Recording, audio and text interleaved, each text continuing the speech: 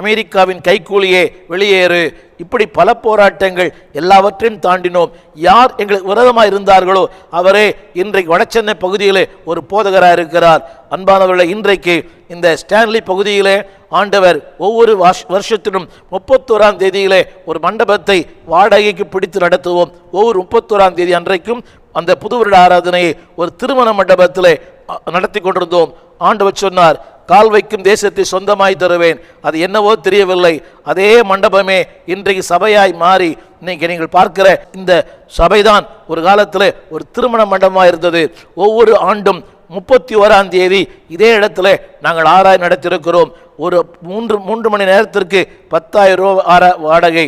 ஆனால் அதே இடத்தை இன்னைக்கு சொந்தமாக்கி ஒரு வேதாம பள்ளி, இப்படிப்பட்ட ஸ்டுடியோ, இப்படிப்பட்ட ஊழியங்களை நடத்த கர்த்தர் கிருபை கொடுத்தார். அதைத்தான் ஆரம்பத்தில் சொன்னேன். when God gives he provides, when God gives he equips. தேவன் ஒன்றை செய்வார் சொல்லுவாரானால் அதற்கேற்ற கிருபைகளை தருவார், அதற்கேற்ற உபகரணங்களை தருவார், அதற்கேற்ற வாய்ப்புகளை தருவார். எனவே அழைத்தவர் உண்மை உள்ளவர், ஒரு நாளும் கைவிட மாட்டார். எனக்கு செய்ததை உங்களுக்கும் செய்வார். திரும்ப சொல்லுகிறேன், நான் அடிமட்டத்திலிருந்து அடித்தட்டத்திலிருந்து நான் வந்திருக்கிறேன். I started my life -0. இன்றைக்கு ஒருவேளை எல்லாரும் அறியப்பட்ட மக்களாக இருக்கலாம், உலகம் பார்க்கிற மக்களாக இருக்கலாம். ஒரு நாள் I was nothing, I was -0. அடுத்த வேலை சாப்பாடு இல்லை, அடுத்த வேலை ஆகாரம் இல்லை.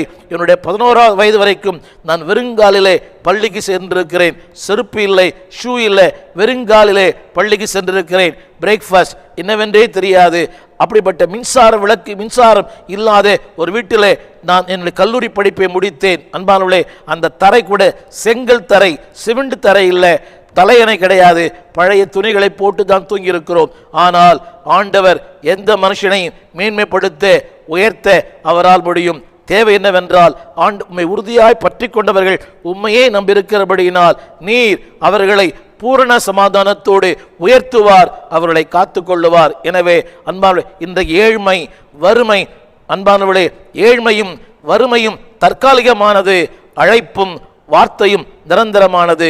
திரும்ப சொல்லுகிறேன், your circumstances is only temporary, your calling and the word of God is permanent. எனவே சூழ்நிலைகளை பார்க்க வேண்டாம், வார்த்தையை பாருங்கள். திரும்ப சொல்லுகிறேன், உங்கள் நிலையிலிருந்து ஆண்டவரை பார்க்க வேண்டாம், ஆண்டவர் நிலையிலிருந்து உங்களை பாருங்கள். புரிய நினைக்கிறேன்.